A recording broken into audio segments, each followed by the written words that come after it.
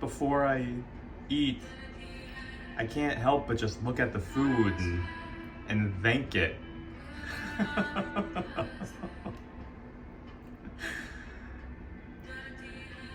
How can you not thank and love your food? How can you not thank it? Of course you're gonna thank it. How many people don't have food?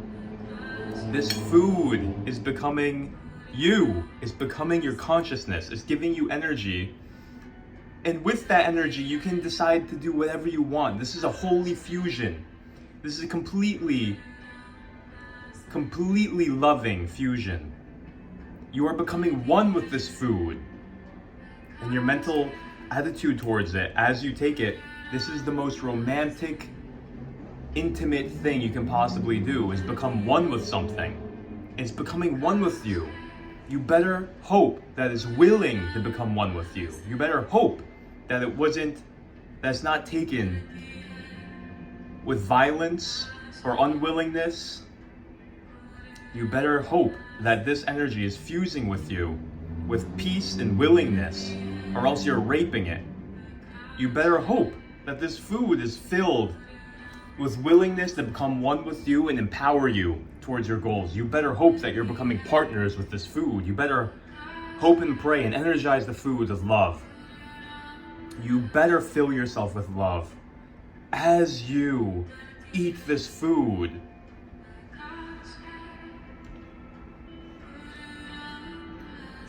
It's becoming you. It's giving up itself and completely becoming you. It's giving itself up. It's fusing with you. It's surrendering to you. You better hope that it is. Some food doesn't. Some food is a rape. Some food is violent. Some food is not as harmonious and peaceful to you as the fruit that wants you to eat it. The plants that want you to eat it. They want you to eat it. Why do I say that? Scientifically, it wants to get the seed in you so that you spread it. It biologically, scientifically wants you to eat it. Now, how is that different between other food that you have to chase down? It doesn't want you to eat it. Well, it doesn't fuse with you as naturally. Because in nature, certain foods, they are built to want you to eat it. The fruit-bearing seed in the Bible, God said to Adam, originally the perfect diet, eat this as your meat. The Garden of Eden diet, the perfect diet from God. He said, eat the plants and the fruit-bearing seed. They want you, they are built, they are genetically built to desire you to eat them. They are genetically built. They lust for you to eat them. They need you to eat them. This you take with gratitude that it is so willing, and you tell the difference. You can tell the difference when it fuses with you. It fuses so willingly, so easily. It becomes you so fast. Did you know plants and fruits literally digest into your system 3 times faster than meat and animal products? Because your intestines are made to digest food like this. Very long intestinal tracts, meant to get all the fiber out. But when you put animal products into your colon, it sits there, and that's dead flesh. That is a corpse. See, you don't think about it like this because you're conditioned. And I pray that you can hear these words and understand that scientifically, it is a corpse that you're putting into your system, and it takes a very long time to go through that system. Carnivores have very short intestinal tracts so that it moves through quickly because they're eating corpses, dead bodies. They're eating dead bodies. And so you want to go through it fast. But plant eaters, they have very long intestinal tracts. Very, very long. Our short intestine is 30 feet long. Our large intestine is 5 to 9 feet long. It takes a very long time. And so while that corpse is going through your body, it's rotting. If you leave raw flesh or cooked flesh out in heat, in 98.7 degree weather, what happens after 24 hours? Whew, someone get that out of here. It's rotting. Bacteria is corrupting it. What is bad bacteria? Devils. Why are they devils? Because they kill people.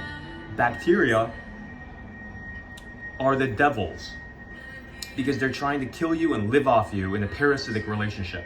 The bacteria from a corpse can kill you, yet we're putting corpses into our body again and again and again and again and again. Again and again and again.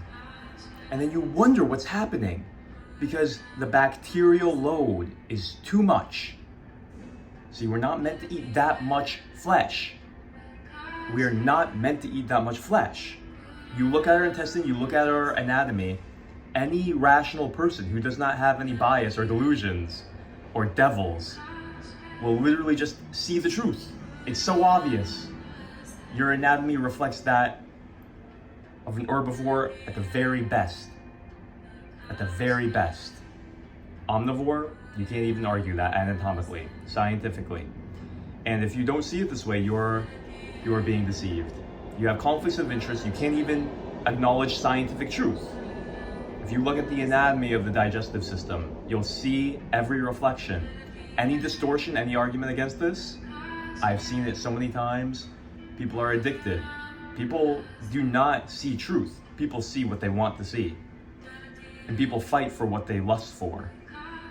This is not just logic. This is a spiritual thing. This is a spiritual matter. Belief, lust, pleasure, money, all of these things play into food. And so of course it's going to be a spiritual matter. People's eyes are blinded. People are deceived by the propaganda. And people are addicted and being run by the bacteria in them that's giving them the cravings, you see? But you can break free from that. You don't have to keep on eating the wrong food. You don't have to keep on eating the lies. You don't have to keep on feeling that same BS. You can break free. You can try something new. It's as easy as believing and breaking free. This is the truth from science. This is not a belief system. This is anatomy. This is experience. This is experience. The most wise cultures in the world, they know this. Vegetarianism, non-cruelty, eating things that you have not been cruel to, that have not been stained by the negative emotions and the negative hormones and the violence and the suffering. Why would you want to eat flesh contaminated with all that violence and all that fear and all that torture? They're being put through a Holocaust. Why would you eat that? That's unhealthy. That's wrong. That's unnatural. That's unnatural. Don't eat unhealthy flesh that rots in your stomach and creates misery. Don't believe their lies. Remember the Garden of Eden diet and the remission of all the suffering in your system can be purged, and you can start a brand new start today. It's as easy as that.